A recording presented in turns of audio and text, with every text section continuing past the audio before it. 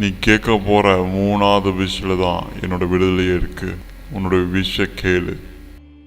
நான் தேடி விஷயம் கேட்க மாட்டேன் ஜீனி. என்னது கேட்க மாட்டியா? கேளு. கேட்க மாட்டேன். கேளு. கேட்க மாட்டேன். கேளு. கேட்க மாட்ட? சரி, உன்னை எப்படி கேட்க வைக்கணும் எனக்கு தெரியும்.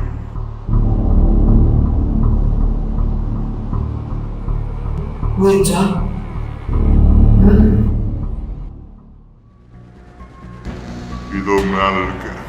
மேலையா?